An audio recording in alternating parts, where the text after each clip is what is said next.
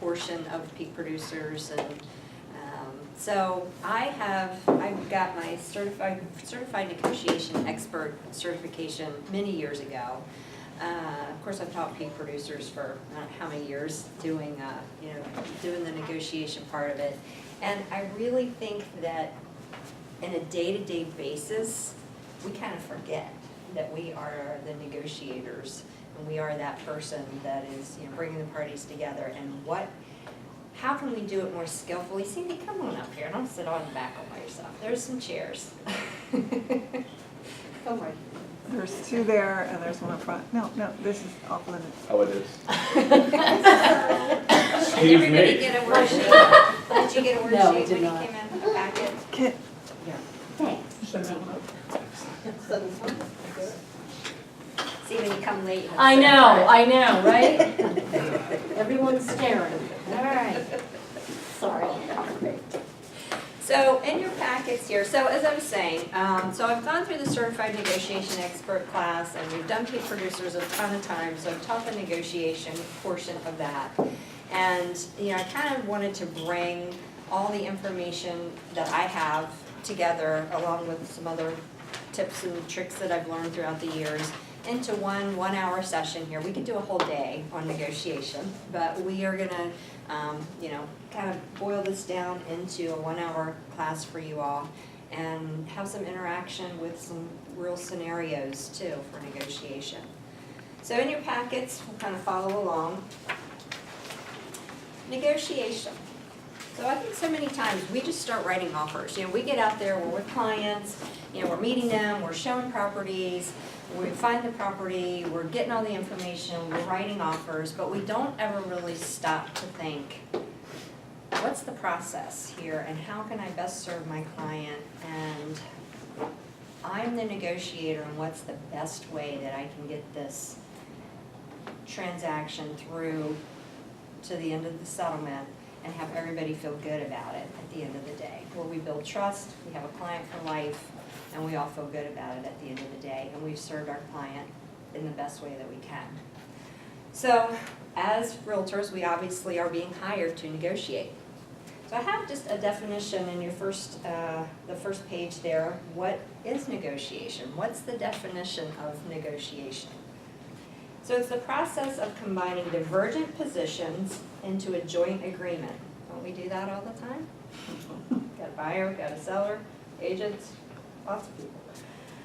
To craft an outcome to satisfy various interests. The degree to which the negotiating parties trust, and I have bolded that because I think many times we forget that that's the most important part of the negotiation with all parties, is that we trust each other.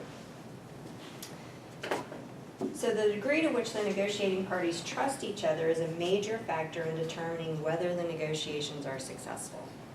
So as we go through the process today, we're going to work on some skills that hopefully we can work through so that we know that all parties are trusting each other and we have a good outcome in the end. So who do we negotiate with? Buyers, sellers, other agents are on the transaction, so it's not just two parties, but we've got many times two buyers and sellers, on each end, so that's 4 people, plus then you have the agents that are involved as well. And then you've got lots of vendors in there too, home inspectors, your well and septic people, everything that's going on, and all these people are part of the process. We also are, if you're on a team, you may be negotiating with your team leader, brokers. When you guys join me, we all negotiated, back and forth on what your commission's going to be and what your situation's going to be. Other vendors, our children. I put a smiley face on that because even though we don't know it, our children are negotiating with us all the time. Can I have an ice cream, Mom? And they just keep asking until they get it, right? And you're to negotiate that deal. Our spouses, hey, where do you want to go for dinner tonight? All these things are happening throughout our day. Where do you want to go to dinner tonight? Where are we going on vacation? What are the plans for the year, kind of thing. Money, those things. So as we go through our lives, we're negotiating every day most likely unconsciously. So hopefully today you'll learn some tips and tricks to make it that we are negotiating on a more conscious level and we kind of understand. So, when we get into a negotiation, we want to know what personality styles we are negotiating with. So when we do Buffini and the negotiation process in Buffini, you know, he talks about all the little different negotiation styles of, you know, you have people who are the rocking chair. That's the person who will be very quiet in a negotiation. You have the king of the hill. That's the person who wants everything. They want to win. They want you to lose. There's all kinds of different personality tests that people take. Many of you all may have taken some of those personality tests. How many people have taken a personality test and kind of know what your personality is? Great. So you know who you are, right? You kind of know your style of negotiation. I know my style. We talk about the second one down as a bank code. I've taken all these tests, by the way. I'm in Myers-Briggs, I'm an INTJ. And the bank code, my main thing is action. Heritage profile, I like freedom. I need to have freedom. I can't just sit in one place at one time. And disc, I'm a high I. So all four of those things, they all kind of come out the same. So no matter who you're negotiating with, how many personality tests you've taken, you're probably going to find your core is who you are. So for me, I don't want to take a lot of time. I don't need to know a lot of details. I'm going to look at a big picture and make a decision. That's who I am. And so if you know that about me and you're going to negotiate with me, don't tell me a bunch of details. I don't want to know. I really just give me the big picture and let me move on. Now my husband, he needs to know all the details.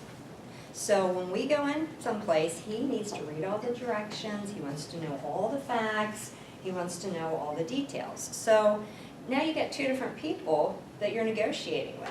And you're going to find this many times in your clients. You've got a buyer and a seller that are way different. I mean, a husband and a wife that may be very different. So you got to figure out, how do I come in the middle of that, and who do I need to talk to, and how do I need to talk to them? That's going to help with the trust that we talked about at the beginning in the negotiation. So just as an interactive part here, how many of you guys know who you are?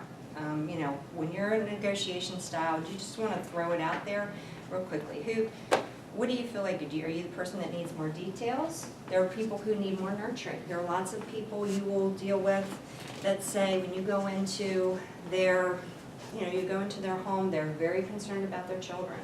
They're very concerned about the community. How is it going to feel for my family when we move? What's going to happen to my family when we move?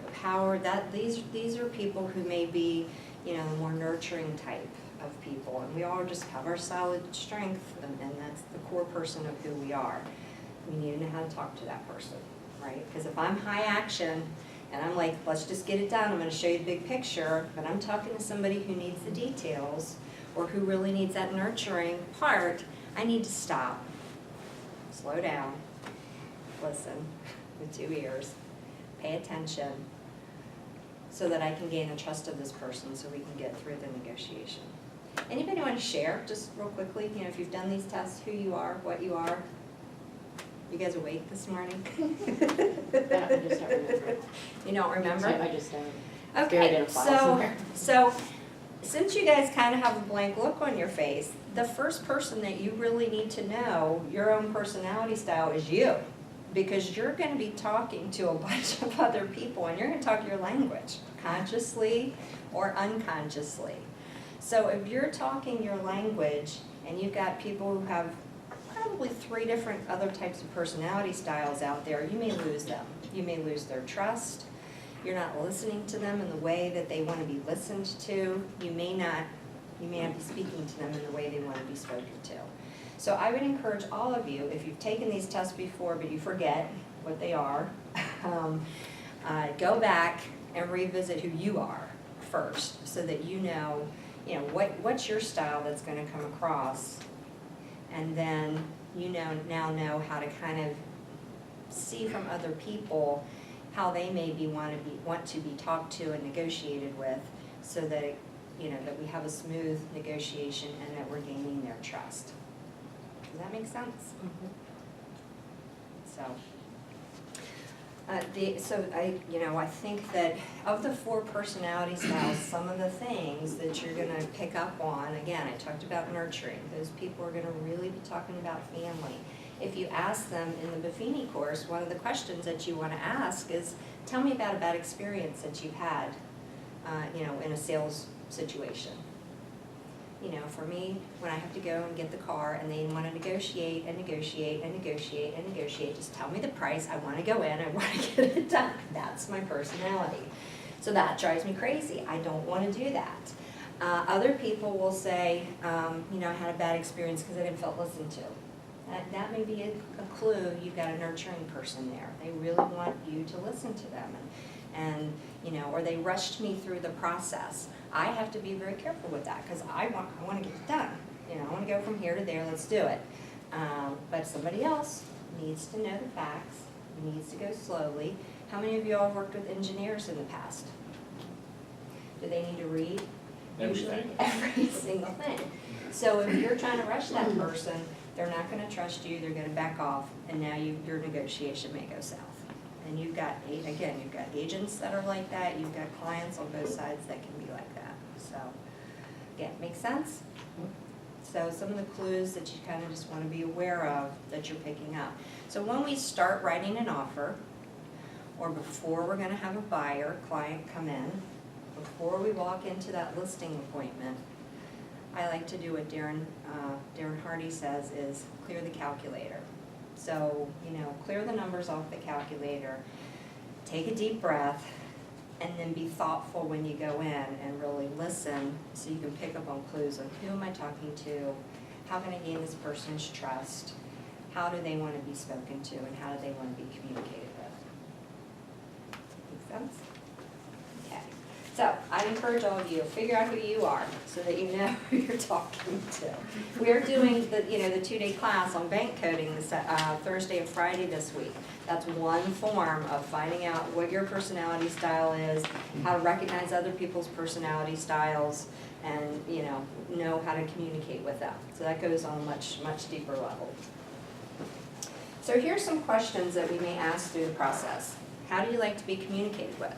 You want text? You want email? Do you prefer to know all the details as we go along? I would say no, myself. Don't tell me. But you may need to email my husband every day. What's happening, because that's his personality style. Would you like to be called daily or weekly? And if they say don't call me at all, don't listen to that. You need to check in with your people once a week. I don't care what's going on, even if nothing's going on, never go past a week, because people make up their own stories in their head when they don't hear from you. They will make up something that something's going on and they haven't heard from you. So at least call once a week, just to check in. Hey, didn't have any activity on your house this week. We may need to look at a price adjustment if we don't get some activity going on, but just wanted to check in and see how you're doing and what your thoughts are. Or we had another sale that happened in the neighborhood this week. It's a little lower than our price. Let's keep an eye on that. So you're checking in. Buyers, you want to check in weekly. Hey, didn't find any new properties for you that fit your needs this week? Have you been out on the internet looking? Did you see anything, or have you changed your criteria?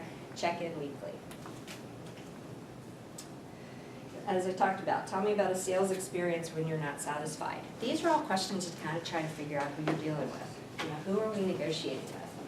You can pick up agents pretty well, and I will tell you, we did bank code tests with a lot of you all, and the majority of you all came up as nurturers, as high nurturing. So remember that when you're on the other end. Do I have a nurturer on the other end? Some people come, as you know, many agents can come across very aggressively. We're going to talk about that a little bit here of how we communicate. So you may be having that high D, or that, when the disc profile, that's the dominant driver person who's really that, they want to take charge, that king of the hill. That can be difficult sometimes, and you need to know who you're talking to with the agent on the other side. So listen to how they speak and what their wants and needs are. So again, clear in the calculator. When you walk into your appointment, try to find out some of these questions so that you can know who you're talking to and gain that trust. And here's some quick tips to determine personality styles. How quickly do they speak? It's probably not your engineer, that's probably gonna be more your salesperson, your possibly CEO. And don't, I'm just sort of making up these generalizations, but don't ever put somebody in a box just by what their career is, because you'll be surprised. Sometimes we think all the women are nurturers, and they're not. Many times it's the husband who's more of the nurturer and the woman's not. So don't put people in a box. Do they like to read all the details before making a decision? This is somebody who's knowledge-based, that engineer. Do they talk about their friends or family a lot? Again, that's your nurturer. Do they say things like, I didn't feel listened to, the process took too long, wasn't told all the details, we need to have a plan in place. That's your person who really needs to know what's happening, what's going on throughout the process. So now that you kind of have that information and you know how to communicate with them, so that we can start to gain their trust throughout the process. And again, it's not just your client, it's the clients on the other side, it's the agent, and all the other parties. Sometimes you have lenders, title people, all the other parties throughout the process. So when we kind of start going through, again, each time a new person comes into the process, clear the calculator, who am I talking to and how do they want to be spoken with, okay? So, throughout our transaction, we all want to have it be nice, don't we? We all want to have that transaction go smoothly. Randy just shared with me yesterday, he had a transaction and it just went great. You know, when it goes from start to finish and everybody gets along and you get to the settlement table and people are happy and it's a win-win, that's what we want at the end of the day through our negotiation. But we know many times that doesn't happen, right? Because we got all these different personalities that we're dealing with. So we want to minimize the negative emotions as we go through a negotiation. So I want to kind of talk about the different ways that people kind of come across, no matter what their personality style may be.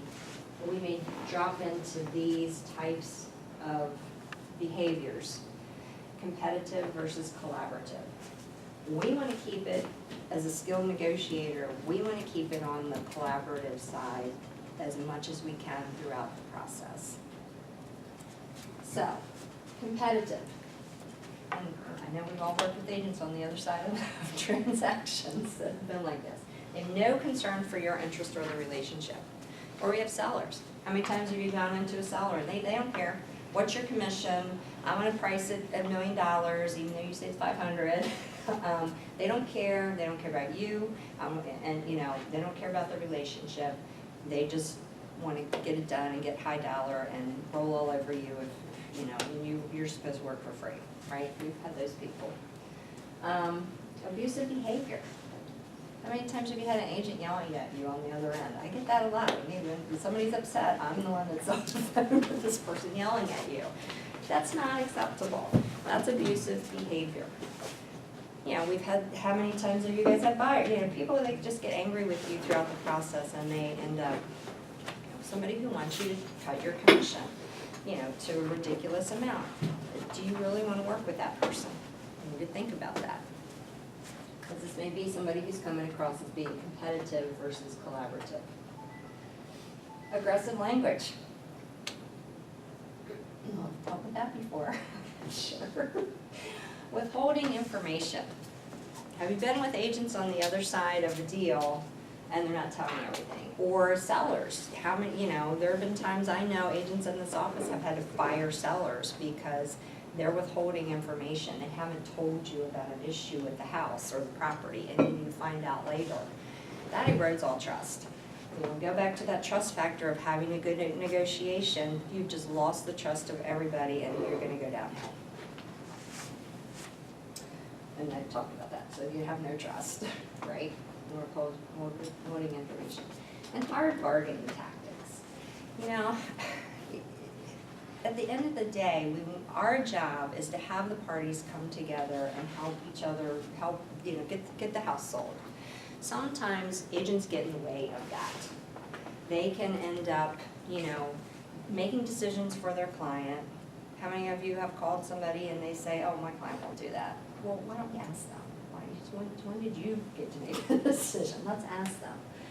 Or, just being so rigid that, geez, you're $1,000 apart and the whole deal goes down because you just can't get people to come together for such a short amount. So we need to be aware of that again. So we're consciously negotiating because we can get triggered. And when this stuff comes up, we may just react and get triggered and act the same exact way. Somebody starts yelling at you, you want to yell back. Somebody starts cussing at you, you want to cuss back. But the point is, again, to stay calm and centered, clear the calculator. There's a great book, Kim, we talked about in Mastermind, called The 5-Second Rule. Count to 5, do whatever it is you need to do to get yourself back centered so that we can be collaborative. Okay? Start asking questions. Collaborative person does have a concern for your needs. Okay, I'm working with a buyer, and we're in the middle of this, maybe we're at the home inspection stage, and the seller's upset because we've asked for repairs. Okay, well, what does the seller need? What would work for the seller? Tell me about that.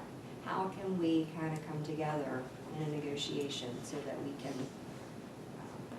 come to a common ground? Willingness to explore opportunities.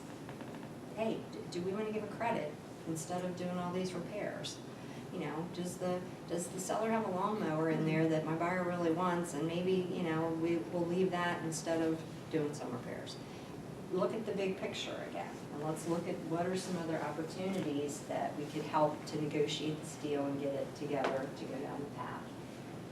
Willingness to share or exchange. Again, don't withhold information. Disclose, disclose, disclose. Have your sellers just say what it is. I don't know how many times I get calls from you guys and hey, we finished the basement and the seller never got a permit. Do we need to disclose that? Yeah, let's just get it out up front. Let's not withhold information.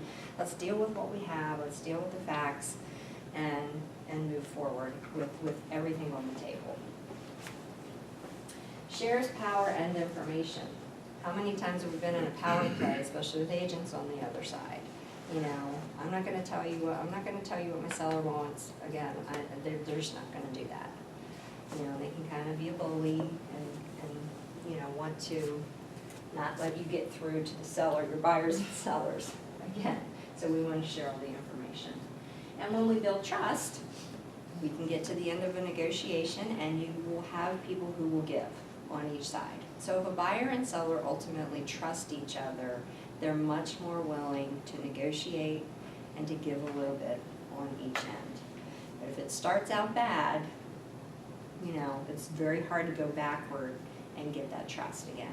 I've even had agents or sellers be upset just because a buyer's agent went into the property the first time. They left the doors unlocked. They messed stuff up in the house. They walked mud through the house, whatever it is. You've lost trust before you can even get the contract, to the person. So you really have to be careful from the beginning to the end of the process that we're not eroding that trust when we go through the process. And then we have collaborative tactics. Again, how can we make this work together? How can we all come together and make this work without being aggressive or, it's my way or the highway? The skilled negotiator has a calm head. So if you feel yourself, and I've been triggered myself, when you have somebody on the other end who's being nasty or who is not cooperating, not listening to you when you're trying to talk to them, it's better to stop and say, I don't think that we can have this conversation right now. Let's come back at it when we can all have a calm head. Because again, you're just going to blow up your negotiation if you're triggered and you start going over here. Make sense? Anybody have experiences or comments on that they want to share? You need to read people big time to get through all of this. Even the other agents, there could be a problem going on with their personal life, causing them to go from collaborative to competitive right away, and it's best just to like leave it alone until they're calm, Right, and your seller or buyer, same thing, right. at all times.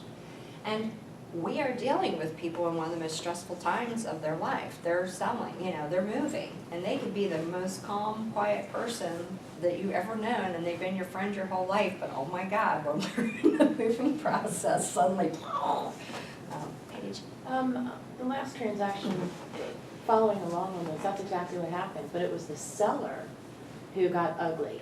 It was the seller who, didn't want to negotiate. I mean, we made a very, very small concession, less than $10,000. And they went ballistic, they threatened the other agent.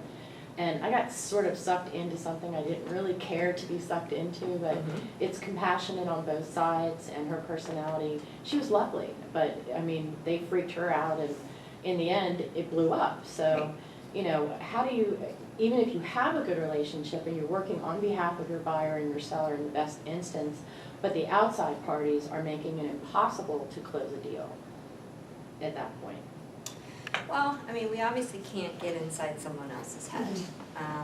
We want to make sure we're not the person, though, that helps exacerbate that. So the calmer that we can stay, the more that we can ask questions, even of the other party, or can you go back and ask your seller this in a calm manner, But we can't be a psychologist. We can, we are a lot of times, but we can't fix something that's. But and sometimes you do need to walk away. But I think again, sometimes when we are in those negotiations, maybe it's time to explore a different opportunity. Maybe we need an extension here. Let's let everybody calm down a little bit and give everybody another couple days, just so that we have a buyer who wants to buy, we have a seller who wants to sell. We're just a little bit apart. Let's all take a breath and maybe give it a couple extra days. Let's ask for an extension on this so we can, maybe have calmer minds to come together. Normally, you do not want to have buyers or sellers get together, but sometimes I've found that it actually helps. As long as the agents are there and you bring the parties together and say, look, we just can't seem to, come to a meeting of the minds. Let's meet at my office all together in a calm manner and see if we can maybe work this out face to face, if it really gets that bad. You normally do not want to do that because sellers and buyers will say stuff that they shouldn't say. And they'll make promises that aren't in writing that they regret later. So that's why we are there, to be that middle person and that negotiator on their behalf. But I think especially if you have an agent that that's getting in the way on the other end, and you really do have buyers and sellers who could make this work, I think that's a good way to maybe do it. Ask for some time, let's calm down. Maybe we do all need to come together, in one neutral place and talk about it. Dwayne? And face-to-face, people will often find that the other people are not monsters after all. Right, they're actually people, right. To me, the main word here, or maybe even in this whole conversation, is trust. And I know for myself personally, as I'm reaching out to introduce myself, I'm wondering, do they trust me? Do they trust me? What do I need to do? Say, that's, for me, is a key scenario. Right. And how can we establish trust? So I guess it's in that initial conversation, how you carry yourself. But Right. if you gain trust, then you can Right. And do a lot of other And things. again, being a professional throughout, even from the time you walk through the door to show the property, don't leave lights on, don't, just, you're gaining trust by having a professional, being a professional throughout. Randy? Sometimes the conversation is really a sparring, I think. And I think there's a couple of ways you can approach that. One of them that's worked well for me in the past is when there's a heated discussion over something generally you as an individual cannot control, you ask the person, what can I do to help? And it has kind of two facets, because when you say that, it shows that you're interested in what they're saying and what you want to help. But the other is you dodge the bullet, because generally speaking, that person complaining will say, well, I don't know there's anything you can do, but here's the problem. And so now you're no longer the target of their anger or frustration. And when that occurs, you can say, yeah, that really blows, you're right, let's see what we can do. The appraisers come in at this, and we need this, there's some avenues we have, let's work together, and suddenly now it's a collaborative effort with the person who's complaining, as opposed to you being the recipient of the frustration. Right. So what can I do to help? Seems to kind of diffuse the situation while opening the dialogue. Right. Another thing to say too, sometimes, you know, we're not sorry that they're acting that way. It's not our fault that the person's acting that way, but you can say, I'm sorry you feel that way. So let them own it. I'm sorry that you're feeling that way, and you're right. So what can I do to help the situation? So let them own their problem too, though. Don't take it on ourselves. So many times, especially with nurturers, they want to take on everyone's problems and own it, and you can't. You can't own someone else's problem. It's theirs for them to resolve. We just have to be this calm head that try to help someone get through it. Okay, so negotiator styles. So competitive, when we have them competitive and we're working in this environment, it ends up being a win-lose. Somebody wants to win and they want you to lose. You know, seller wants the buyer to lose, buyer wants the seller to lose. That is not, and then you're, how many times you get to settlement, they don't even want to be in the same room together. You do finally get it to settlement, you've got a few more gray hairs and pulled big fingernails down to this, and you got an ulcer. But, and the buyer and seller don't even want to be in the same room together. That's a win-lose, that's competitive. You may not have a client for life after that. They may just say, that was such an awful experience, I don't ever want to go through that process again, and you may be the one that gets blamed. Sometimes not, but you may be the one that gets blamed and they just remember the bad experience. That is not the way we want to have it be at the end. And we don't want to be part of that if we can be. Collaborative is a win-win. And you will see that I have that, the one all in caps, and then one in lower caps. Well, obviously, if you are working with your client, you want to try to get the best that you can for them. And you want them to win. And you want the other party to win too. So, but sometimes it may be, hey, if you've given a little bit, you know, one of the negotiation tactics that Feeney talks about in the negotiation class is if you have a whole list of things that you want for your home inspection report, talk to your buyer before you go in and say, okay, what are the things that we really, really have to have? Because if we go into this negotiation and there's 6 things on your list, but you really want 3 of them, let's go in with the 6 things that you want, but knowing that, you know, if the seller comes back and doesn't want to do a couple things, these are the things we absolutely want that will give a win for you. But if we want to give a little bit so that they feel like they're getting something on the other end, we're willing to, you know, maybe if they come back and they counter this and they didn't want to paint the front porch, maybe that's okay, you know. So have that conversation of managing expectations with your buyer too before you go into the negotiation. Hey, we're asking for a lot here. The seller may come back and reject some things. What's the deal breaker for you? And is it okay if they get rid of this or this, then they feel like they've given something and we're not just playing hardball. No, you gotta do everything or we're done. You know, let's negotiate. Let's talk about that a little bit. Give a little to get a little. So you win, because you got your 3 things that you absolutely wanted, but they won too. They felt like they got to they didn't have to do everything. So you give a little to get a little. I don't know how many of you all have ever gone into a legislative session and talked to a senator or somebody, but sometimes people will vote for things that maybe the whole bill, they don't like everything in the bill,